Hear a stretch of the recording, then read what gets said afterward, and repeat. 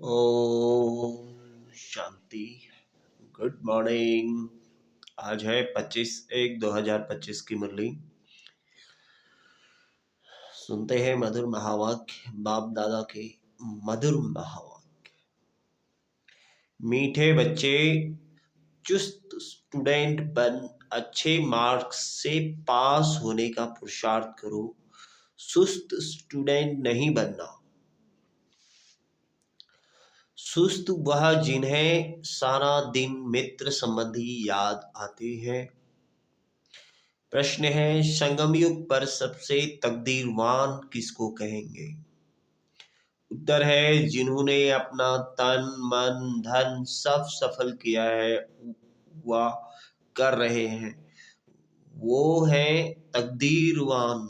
कोई कोई तो बहुत मनहूस होते हैं, फिर समझा जाता है तकदीर में नहीं है, समझते नहीं है कि विनाश सामने खड़ा है, कुछ तो कर ले। तकदीरवान बच्चे समझते हैं बाप अभी सम्मुख आया है, हम अपना सब कुछ सफल कर लें, हिम्मत रख, अनेकों का भाग्य बनाने के निमित्त बन जाए। गीत है, तकदीर जगाकर आई हूं। ओम शांति। यह तो तुम बच्चों की तकदीर बना रहे हो। गीता में श्री कृष्ण का नाम डाल दिया है और कहते हैं भगवानोवाच, मैं तुमको राजयोग सिखाता हूँ। अब कृष्ण भगवानोवाच तो है नहीं, यह श्री कृष्ण तो एम ऑब्जेक्ट है। फिर शिव भगवानोवाच की मैं तुमको राजाओं का राजा बनाता हूं, तो पहले जरूर प्रिंस कृष्ण बनेंगे, बाकी कृष्ण भगवानोवाच नहीं है। कृष्ण तो तुम बच्चों की एम ऑब्जेक्ट है, यह पाठशाला है। भगवान पढ़ाते हैं, तुम सब प्रिंस प्रिंसेस बनते हो। बाप कहते हैं मैं बहुत जन्मों के अंत के भी अंत में तुमको यह ज्ञान सुनाता हूँ, फिर सो श्री कृष्ण बनने लिए। इस पाठशाला का टीचर शिव बाबा है, श्री कृष्ण नहीं। शिव बाबा ही दैवी धर्म की स्थापना करते हैं। तुम बच्चे कहते हो हम आए हैं तकदीर बनाने। आत्मा जानती है हम परमपिता परमात्मा से अब तकदीर बनाने आए हैं। यह है प्रिंस प्रिंसेस बनने की तकदीर। राजयोग है ना। शिव बाबा द्वारा पहले पहले स्वर्ग के 2 पत्ते राधे कृष्ण निकलते हैं। यह जो चित्र बनाया है यह ठीक है, समझाने के लिए अच्छा है। गीता के ज्ञान से ही तकदीर बनी है। तकदीर जगी थी सो फिर फूट गए।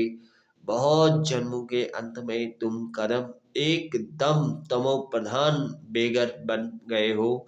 अब फिर प्रिंस बनना है।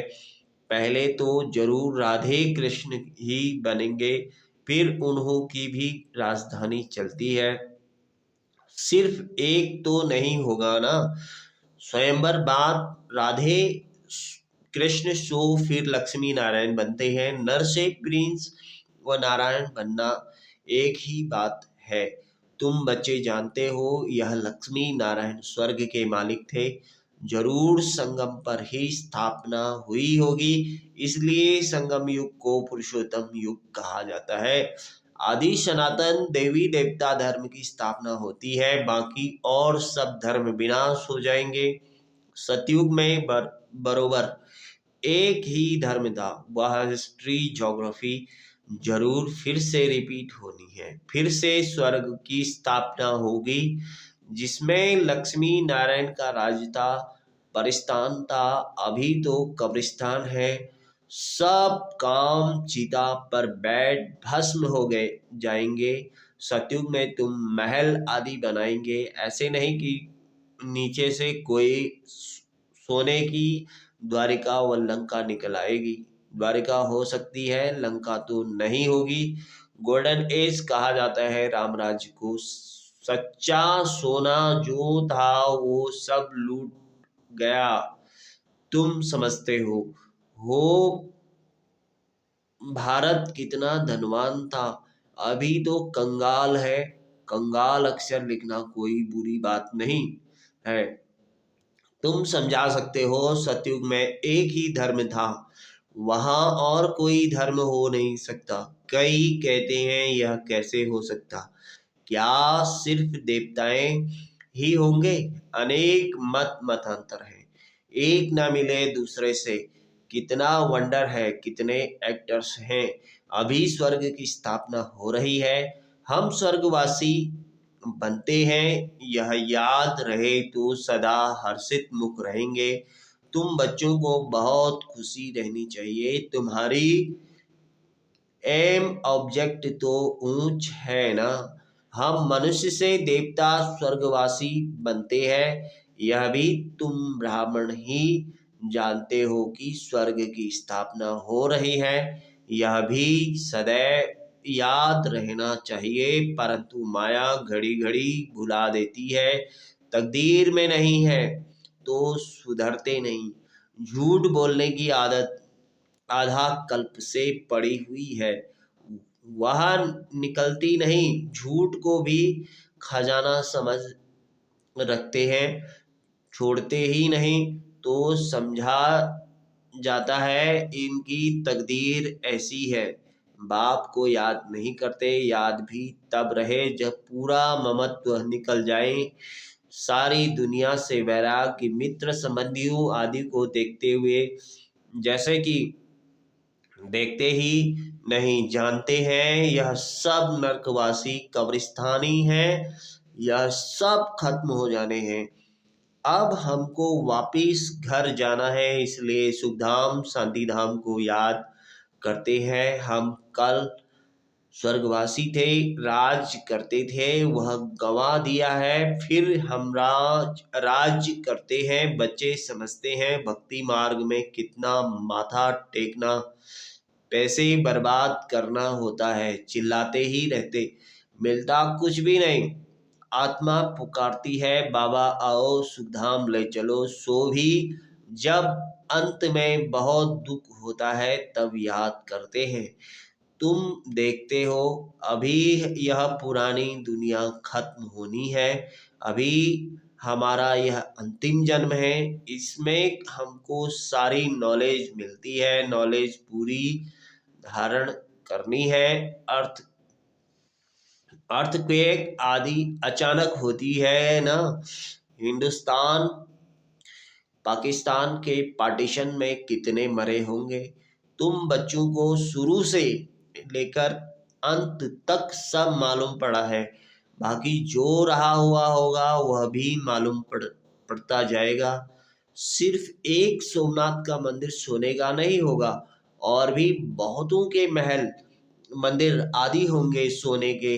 फिर क्या होता है, कहाँ गुम हो के जाते हैं? क्या अर्थक्वेक में ऐसे अंदर चले जाते हैं जो निकलते ही नहीं, अंदर सड़ जाते हैं? क्या होता है आगे चल तुमको पता पड़ जाएगा।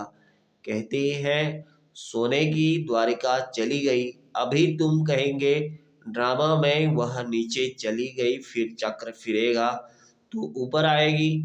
सो भी फिर से बनानी होगी।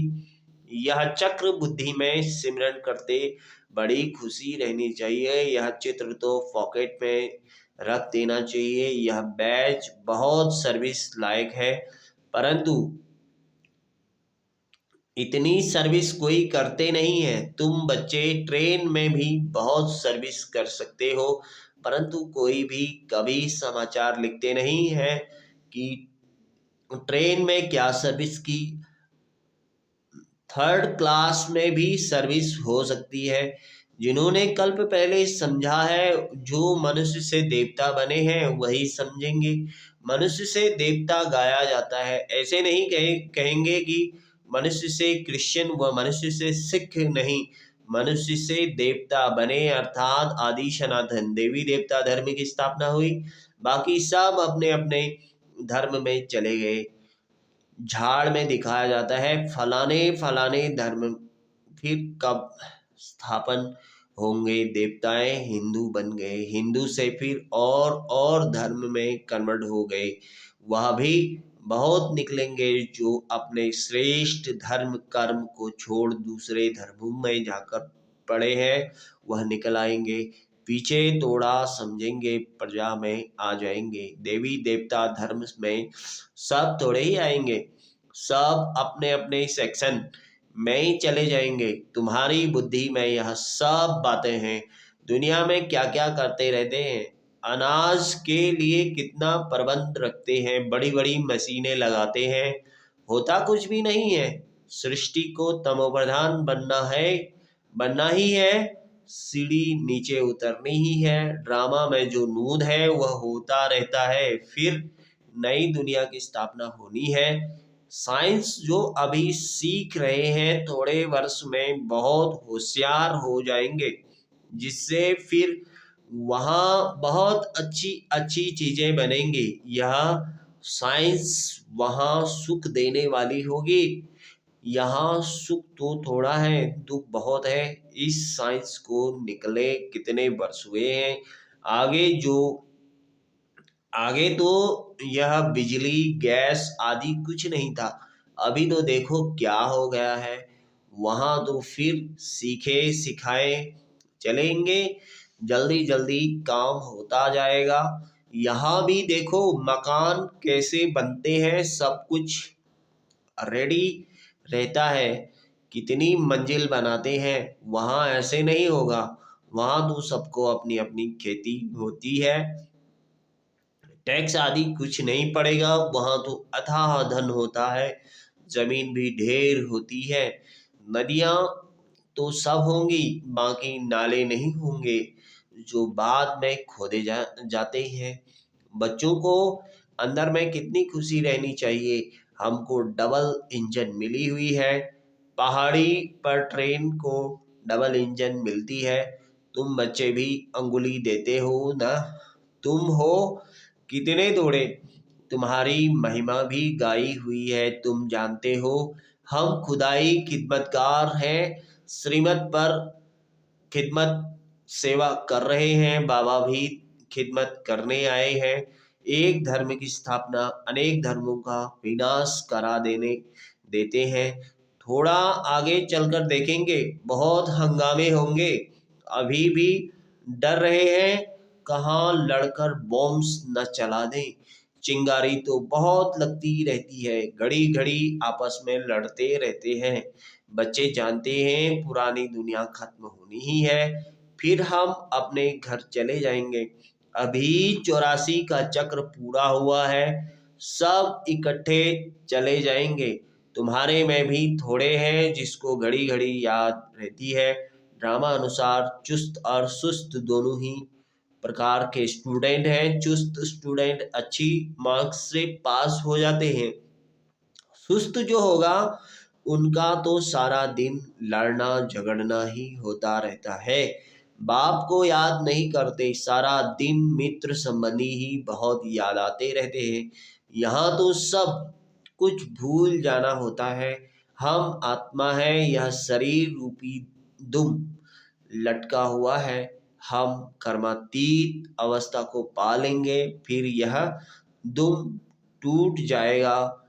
यही फिक्र है, कर्मातीत अवस्था हो जाए तो यह शरीर खत्म हो जाए, हम शाम से सुंदर बन जाएं। मेहनत तो करनी है ना, प्रदर्शनी में भी देखो कितनी मेहनत करते हैं। महेंद्र भोपाल ने कितनी हिम्मत दिखाई है, अकेला कितनी मेहनत से प्रदर्शनी आदि करते हैं। मेहनत का फल भी तो मिलेगा ना। एक ने कितनी कमाल की है, कितनों का कल्याण किया है, मित्र संबंधियों आदि की मदद से ही कितना काम किया है। कमाल है, मित्र संबंधियों को समझाते हैं, यह पैसे आदि सब इस कार्य में लगाओ। रखकर क्या करेंगे, सेंटर भी खोला है, हिम्मत से कितनों का भाग्य बनाया है। ऐसे 5-7 निकले तो कितनी सर्विस हो जाए। कोई कोई तो बहुत मनहूस होते हैं, फिर समझा जाता है तकदीर में नहीं है, समझते नहीं। विनाश सामने खड़ा है, कुछ तो कर ले। अभी मनुष्य जो दान करेंगे ईश्वर, अर्थ कुछ भी मिलेगा नहीं। ईश्वर तो अभी आया है स्वर्ग की राजाई देने, दान पुण्य करने वालों को कुछ भी मिलेगा नहीं। संगम पर जिन्होंने अपना तन मन धन सब सफल किया है वो कर रहे हैं, वह है तकदीरवान, परंतु तकदीर में नहीं है तो समझते ही नहीं। तुम जानते हो वह भी ब्राह्मण है, हम भी ब्राह्मण हैं, हम हैं प्रजापिता ब्रह्मा कुमार कुमारियां, इतने ढेर ब्राह्मण। वह है कुक वंशावली, तुम हो मुख वंशावली। शिव जयंती संगम पर होती है। अब स्वर्ग बनाने के लिए बाप मंत्र देते हैं, मन मना भव, मुझे याद करो तो तुम पवित्र दुनिया का मालिक बन जाएंगे। ऐसे युक्ति से पर्चे छपाने चाहिए। दुनिया में मरते तो बहुत है ना, जहां भी कोई मरे तो वहां पर्चे बांटने चाहिए। बाप जब आते हैं तभी पुरानी दुनिया का विनाश होता है और उसके बाद स्वर्ग के द्वार खुलते हैं। अगर कोई सुखधाम चलना चाहे तो यह मंत्र है, मन मना भव। ऐसा रसीला छपा हुआ पर्चा सबके पास हो, शमशान में भी बांट सकते हो। बच्चों को सर्विस का शौक चाहिए। सर्विस की युक्तियां तो बहुत बतलाते हैं, यह तो अच्छी रीति लिख देना चाहिए। एम ऑब्जेक्ट तो लिखा हुआ है, समझाने की बड़ी अच्छी युक्ति चाहिए। अच्छा, मीठे मीठे सिखिलते बच्चों प्रति माता पिता बाप दादा का याद प्यार, गुड मॉर्निंग। रूहानी बाप की रूहानी बच्चों को नमस्ते। हम रूहानी बच्चों की रूहानी माता पिता बाप दादा को याद प्यार, गुड मॉर्निंग और नमस्ते। धारणा के लिए मुख्य सार है, कर्मातीत अवस्था को प्राप्त करने के लिए इस शरीर रूपी दुम को भूल जाना है। एक बाप के सिवाय कोई मित्र संबंधी आदि याद न आए, यह मेहनत करना है। श्रीमत पर खुदाई खिदमतगार बनना है। तन मन धन सब सफल कर अपनी ऊंच तकदीर बनानी है। वरदान है, कर्म भोग रूपी परिस्थिति को आकर्षण को भी समाप्त करने वाले संपूर्ण नष्टो मोहा भव। शुक्रिया बाबा। अभी तक प्रकृति द्वारा बनी हुई परिस्थितियां अवस्था को अपनी तरफ कुछ न कुछ आकर्षित करती है। सबसे ज्यादा अपनी देह के हिसाब किताब रहे हुए कर्म भोग के रूप में आने वाली परिस्थिति अपने तरफ आकर्षित करती है। जब यह भी आकर्षण समाप्त हो जाए तब कहेंगे संपूर्ण नष्टो मोह।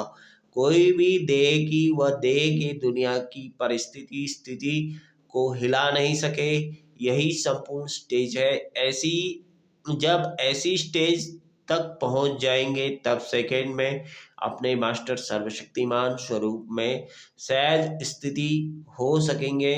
स्लोगन है, पवित्रता का व्रत सबसे श्रेष्ठ सत्यनारायण का व्रत है, इसमें ही अतीन्द्रिय सुख समाया हुआ है। सूचना, अपनी शक्तिशाली मनसा द्वारा सकाश देने की सेवा करो। मनसा सेवा बेहद की सेवा है। जितना आप मनसा से वाणी से स्वयं सैंपल बनेंगे तो सैंपल को देख कर के स्वतः ही आकर्षित होते होंगे। कोई भी स्थूल कार्य करते हुए मनसा द्वारा वाइब्रेशन फैलाने की सेवा करो। जैसे कोई बिजनेसमैन है तो स्वप्न में भी अपना बिजनेस देखता है, ऐसे आपका काम है विश्व कल्याण करना, यही आपका ऑक्यूपेशन है। इस ऑक्यूपेशन को स्मृति में रख सदा सेवा में बिजी रहो। ओम शांति। शुक्रिया बाबा, शुक्रिया। Thank you Baba, thank you. ओम शांति।